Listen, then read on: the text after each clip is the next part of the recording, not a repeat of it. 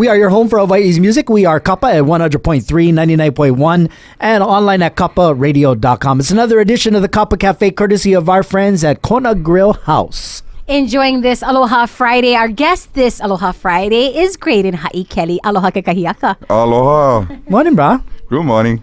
All right, so this is a brother I kind of see a lot in my life. Grayden and I, well, actually, we all go back so long, but Grayden and I go back with being both members of the band Ehukai. And I think if there's anybody I've played music with in these past 20 to 25 years, mostly you're one of those, like, main two guys, probably. Oh, wow. I feel humbled and honored, actually. Yeah. So, Grayden, speaking of music, you come from a family of musicians, and tell us a little bit about, like, what did that look like in your household growing up? Well, honestly, you know, my musical career started when I was about age 7, and so, you know, my father, at the grog shop. Yeah, at the grog shop. I mean, as you guys know, my father is the late Oliver Ha'i Kelly, and you know, I guess he saw this this gift in me to do music, and you know, at age 7. Last thing you want to do is sit around and practice and practice and practice. Yeah. And so that was a challenge with me. And, you know, today, as I look back on that, I'm so grateful because music has been given me an opportunity to kind of travel the world. Now, your dad comes from an era where anybody who was behind a microphone was an entertainer. They just weren't a singer. They were an entertainer. Yeah, that's funny you say that because my dad, as far as instruments, he was terrible at it. You know, just a ukulele, yeah. But as far as entertaining people, I think that was his gift, yeah. He was able to entertain them, whether it would be through his music or even, you know, people consider him a comedic act as well, too, yeah. So making people laugh, making people cry at the same time was a gift in itself. I think my first time experiencing his genius was seeing him on stage with Uncle Pat. That was a duo that should have put out VHS tapes. Oh, for sure. That's the Batman and Robin of Hawaiian. Right. Yeah. So, Grayden, 7 years old, do you remember the first time you had to take the big stage or any stage at that point and sing, you know? Well, what I most remember is at that age, I probably was about 110 pounds. And that's soaking wet. You know, but yeah, as far as taking the big stage, I never felt like I was nervous. You know, I just knew that it was a new endeavor for me, and so yeah, I never felt like I was nervous. You were kind of brought up in that realm so that it doesn't really exist. You just, that's what you do. Correct. You know, and actually, he sat both myself and all of my siblings actually down and wanted us to do this as a family. And I can just remember when we'd get up, the first song we ever learned as a family, Panemai. And so I remember us getting on stage and my brothers and sisters, they would be so shy. And here's this wet rat coming up, doing his thing as well, too. Try grab that whole layout. You want to see some pictures, yeah, exactly, right. But as far as, you know, getting on stage at that age, I felt comfortable, I guess, even though I didn't want to sit down and practice, you know. I did feel comfortable doing that. So with we zoom up, you become a young adult and you start to play your choice of music. Has it always been Hawaiian or island contemporary? What was your genre when you first started? You know, I think where I really got serious in the music is, you know, when Kapena came up, it was that era, yeah, and that shift in contemporary music, right? Yeah. Because, you know, back then it was Kalapana and Country Comfort, you know, and all of those groups, right? But I really got serious about wanting to do music when I would say Kapena came out. Mm-hmm. Well, since we're on that subject, let's go back in history a little bit and go from your days of Ehukai and then transitioning to Hawaiian Time and then being solo artist. Absolutely. So, you know, Ehukai was a group that we are the original members, myself, Kapa Kelly, and Tyrone Nicholas. We started this in high school, and, you know, it was 2 ukuleles and a bass, a drum machine, and, you know, in the music, that's unusual, 2 ukuleles and a bass, right? Usually you got a guitar player, but we definitely knew we had something, we had a sound, and we wanted to get there, and we started from humble beginnings. Taking on $25 gigs, $50 gigs, playing for our friends, luau or graduation party, and that's how it all started. And then, for whatever reason, Tyron decided that, he was kind of the shyest one in our group, but decided that he wanted to do other things. And so Kalani and I kind of kept that going, brought in a couple other members, guys like Robert Toshki Aloha, Gilman Kahai, and our first gig together officially as Ehukai was the county fair in Hilo, and we did that, and that opened up some opportunities for us to do more parties, still making $50. We're making double now. But this time came with food at the luau, But we started doing that for a little bit, and then I decided to make a decision to move to Oahu and join the group Hawaiian Time. And it wasn't an easy decision to do so, and so I decided to do that. I spent about 1.5 years with the group, recorded our second project with Hawaiian Time.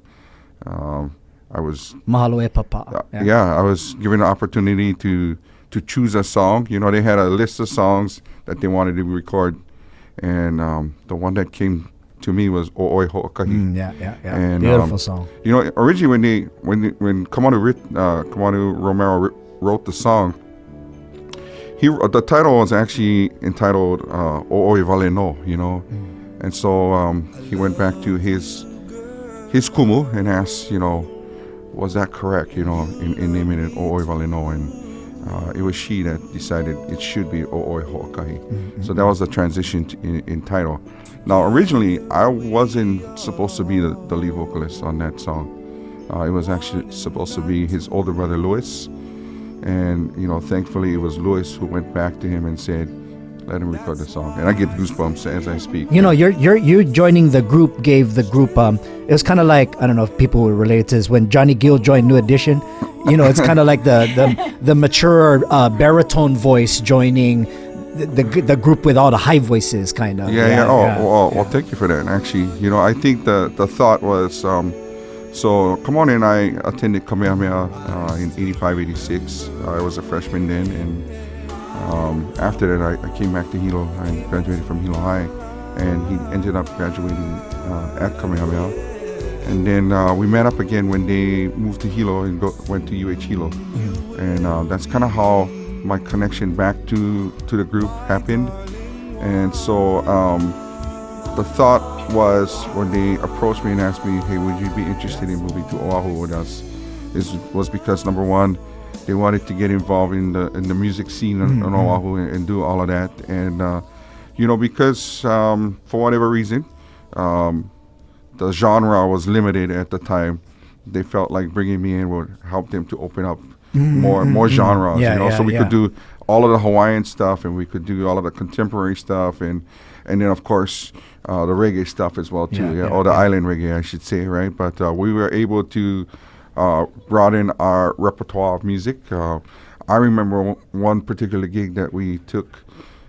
It was almost a 6-hour gig, and it was a Friday and Saturday night that we'd have to do that. I mean, originally it started as 2 bands doing the gig, and then our manager said, hey, we're just going to put one in band. And it was tough, It's paid practice, though. Paid practice. But, I also had a full-time job at the time, so I still had to go next morning to my full-time job.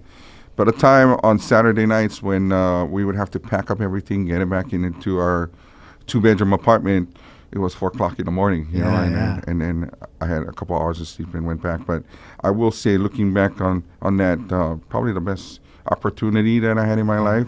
I got to learn about the business itself. And kind of fun time, too, because all your worries is being able to eat and play music. Absolutely. Actually, too much fun that I can't even talk about the skeletons in my closet. I got to leave them in there. One funny story I have is I remember, so I joined Ehukai right after Grayden left.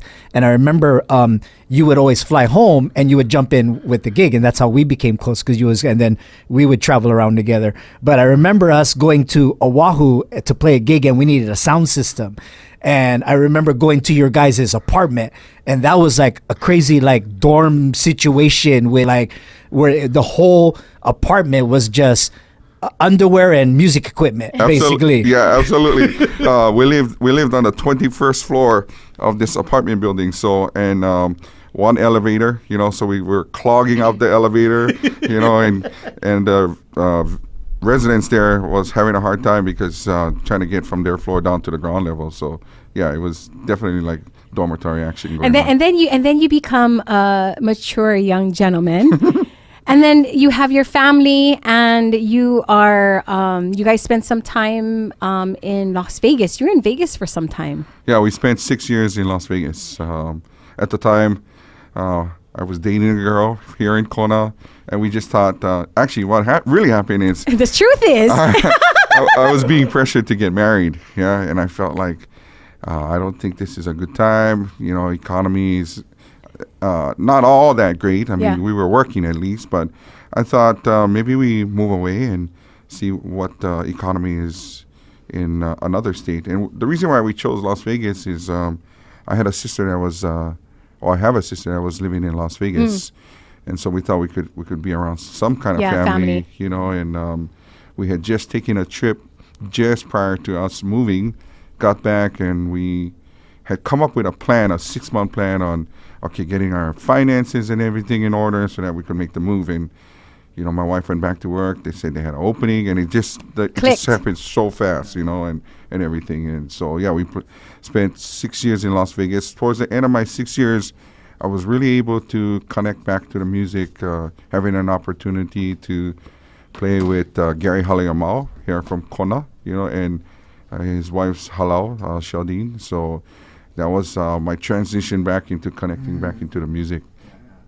Yeah, it was nice when you moved back. It was nice to true musicians.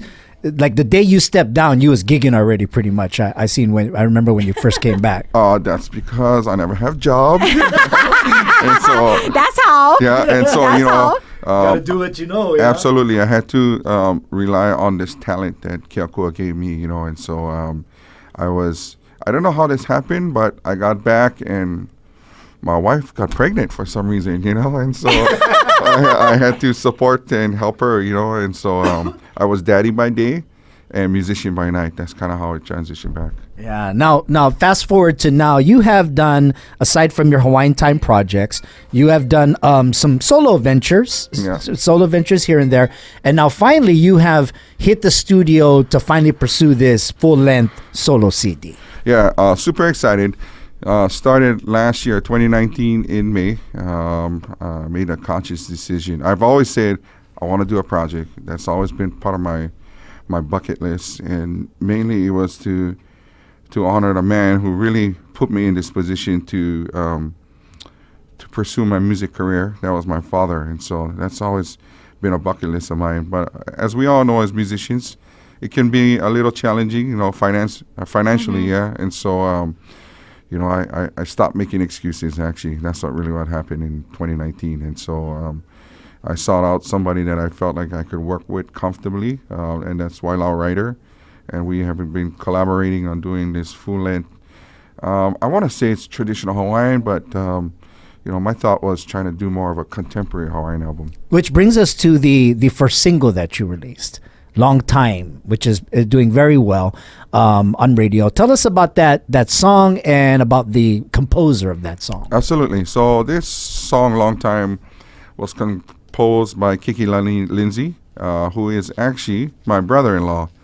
And so in 2017, he decided to make a decision for himself because he is a musician as well, too. And he packed up his stuff here, moved to the States, he along with his eldest son, Leo, and they bought an SUV, bought a trailer, bought some equipment, and what they decided to do is travel to the United States and do what they call house parties. So they would befriend people, invite themselves to come and do a house party, and they would set up in and around their homes, their equipment, and then perform for them. And that was what they were doing for a whole year. And he wrote this song while he was on the road just kind of reflecting on his career in music and everything.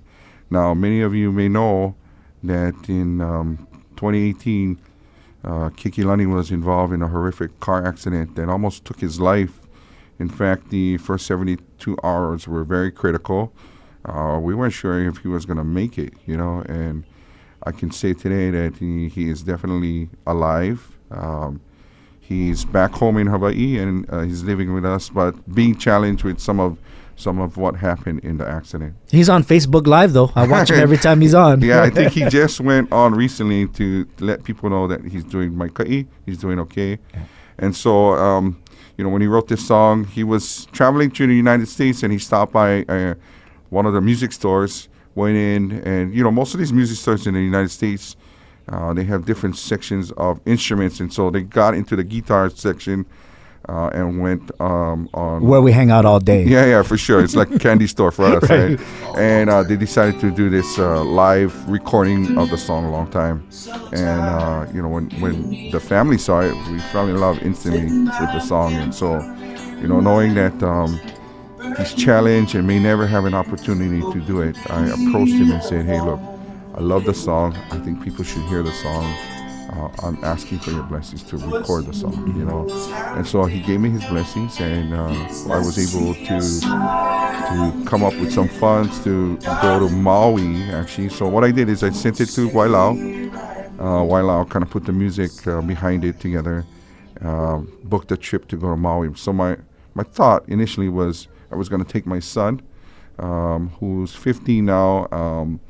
He too has this talent of music. I tell people he's even way more talented than I was at his age. So I was definitely going to use him on the project.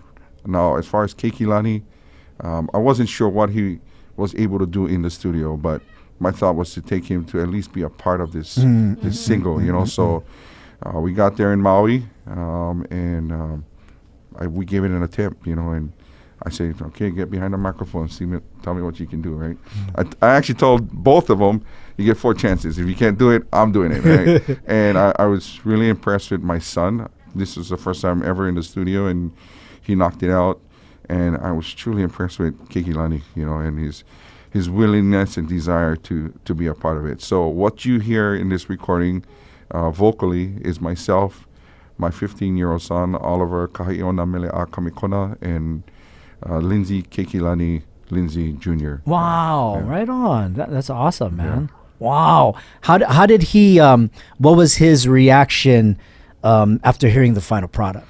I think even while we were practicing at home, seeing what this was going to sound like, I knew that he would be happy with it, and he was definitely happy with I think the word I should use, actually, he was grateful, He's a great songwriter, bro. Oh, he's amazing. Amazing songwriter. And there's actually on my full length project, there's actually another song that he had written that I wanted to record, but I think I might do it as a single. I haven't decided just yet. Yeah, the brother can come up with some melodies, bro. Yeah, he comes up with some melodies. So, as far like you said, it's a Hawaiian album / Hawaiian contemporary. Yes. When's the Hawaiian single coming? Yeah, I mean, there is one particular song on the album that I would like to release as a single before we actually release the full length project. Yeah, I think it's a beautiful song, and so I'm hoping we can do it. Is it a secret or? Actually, not. This the song that I really want to release as a single to kind of release the full length is a song that was actually written by Kumuka'ea. Actually, song entitled Nani Kapi Kaki. I just may play that. What's really cool though is thank you for actually bringing that to life. Yeah. And adding your talent and your creativity to that mele. But again, a mele written actually for Kumu Nani Lem Yap, and so that will be shared, and we'll make sure that Kumu Nan, really it's about Kumu Nani. We get that single to her to honor her, Grayden, when you're ready. Absolutely. When you're ready. I'm so looking for that. All right, man. So let's get to the nitty gritty. Scoopy doopies. You have thrown your hat or your name in the hat, I guess you would say, for mayoral candidate. That is correct. That wasn't an easy decision. Sitting down with my wife, and my wife thought I was crazy. And I have actually had this discussion. I had never had aspirations to get into politics, but about 5 years ago, I just kind of said, I think I want to run for mayor. Actually, I said that 5 years ago, and she's like, "What are you talking about?" And I said, "How about we start at county council?" And so, that conversation kind of went on the back burner, and over the last, I would say, year and a half, many things have been happening just here on our Hawaii Island. Most people that get into politics have a particular reason, something would inspire them or whatever.